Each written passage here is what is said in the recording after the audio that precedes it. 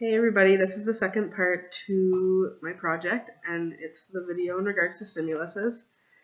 So my subject that I've been talking about is triggers, especially in regards to addictions. People have many triggers, but they don't often make the connection between the trigger and the negative behavior that they're experiencing. A stimulus is an activity that engages individuals into learning, and it allows them to bring information that they have from outside into the group and make those connections that they otherwise wouldn't be able to make. I believe it's important to be able to use engagement tools inside and outside of the group, especially when the clients need to be able to understand how to take their new knowledge and place it into their life or reinvent their coping skills. The stimulus I like using is to allow people to log or journal different things that are going on in their life, especially when they start to feel like using.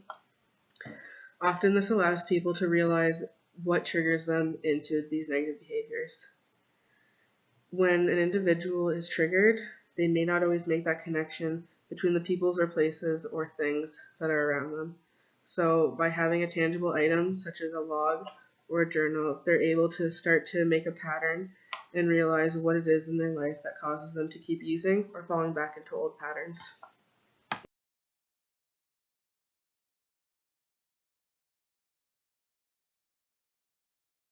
Alright, so last week we talked about different types of things that can be triggers, and one of the things that came up was the fact that sometimes people don't realize that there's a situation or a person or a thing in their life that actually drives them to negative behavior. So I asked you guys to write journals, and I figured that would kind of let you start to see patterns within the behaviors that are undesirable. Is there anything that you came up with? I was actually able to find out that it seemed like every night after work I was going with some of my colleagues to the bar across the street for a few drinks.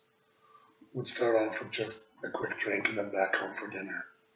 But occasionally we get talking, get caught up in work and shop talk. And after, 2-3 hours later, I realized that I'd been there for quite some time. I've had a lot to drink, couldn't drive home, shouldn't drive home.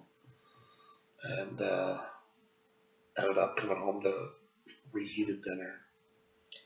Alright, so in your scenario, you picked a place and people. So is there any other triggers that were kind of leading you to go to that bar besides the people suggesting it?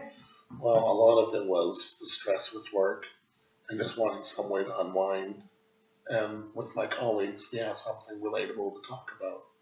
So we can talk about the crap that we had to deal with that day and what's coming down the line and everything like that. Alright, so, I mean, that's good that you're being able to notice those triggers, especially something that makes it pattern. So, let's see that.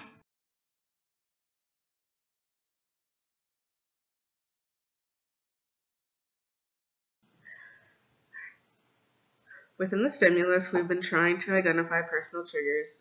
Aside from identifying the triggers within people's lives, it's important to brainstorm coping skills while you're working within a group.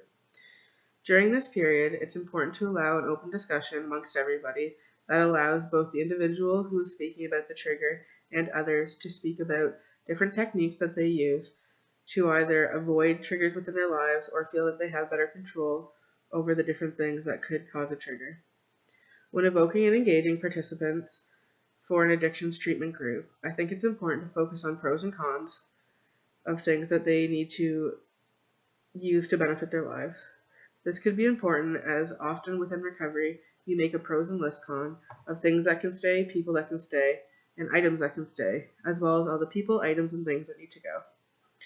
It's often important to speak to these people about the benefits that they'll reap from changing their behaviors, as well as the different aspects within their lives that they could easily gain better control of by working through these triggers.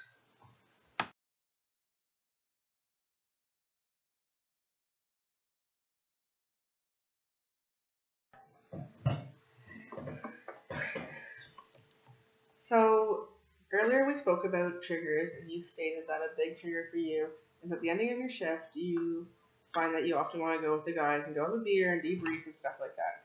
Yes. So can you think of any things in your life that you might have to kind of take out, like a pros and cons list? Well, the nice thing is I have the ability to debrief after work, so I don't have to take any frustration or anger home with me. I can keep work and home separate. So I want to still have that social aspect. Ideally, to have it somewhere else, somewhere where there's not that temptation to have 1 or 5 drinks. Okay. Ideally, that's what I think I would need to improve this. So is there anything that you could do to help you control those situations or change the situation? Well, of course, the easiest one, maybe the one that doesn't make most sense, but the easiest one would be completely remove the location. So find a different job. It is a little drastic, but if I need to make a major life choice, or a life change, that might not be a bad idea. Alright. So by keeping your job, is there anything that you can do? Will your employers work with you? Are there any things that you can kind of implement that will allow you to feel less triggered by that situation? Well, possibly what I could try is see if I can get on a different shift where I'm working with different staff or have different hours that don't necessarily coincide with happy hour. If I did that, I would still have the social aspect where I could still unwind with my colleagues, just in a non-alcoholic environment. Yeah, and I mean, sometimes that's beneficial. There are a lot of employers out there who are willing to work with individuals, especially in regards to mental health issues or concerns or something like addictions. So if you were to pursue something like that and kind of allow it to work into your routine differently, is there anything that you find would be more beneficial or benefits that you would gain from that choice? Well, I think all in all, it would be healthier for me personally. And I think my relationship at home would benefit. My wallet would probably benefit too, to be fair. So a big thing with triggers and moving forward is often regaining a different routine. For example, if you start working a different shift, is there a different change in routine you would have after work when you go to leave the building? Well, I think it would probably end up working on the night shift, or afterwards I could go and meet my colleagues for breakfast at the diner down the street instead. Coffee and bacon and eggs is probably a lot better than wings and beer anyway. That's good. Well, no, I'm happy to hear that you feel that you can trust your employer to work with them. Are there any other things that you feel that would be beneficial for you to either try and remove from the situation, or any other things that would be more beneficial to add to the situation? I think at this point, that would probably be a good step right now with the decisions that I'm looking to make, the changes I'm looking to make. Anything more than that might end up being too overwhelming to try to change too much at once, I think. Yep, and I mean, that's valid. You don't want to become overwhelmed. Even small goals and small steps are good because you're still working towards a major goal, and that's generally how you get to that. I mean, setting a standard that's too difficult to hit can often cause people to have relapse or have other triggers that kind of arise.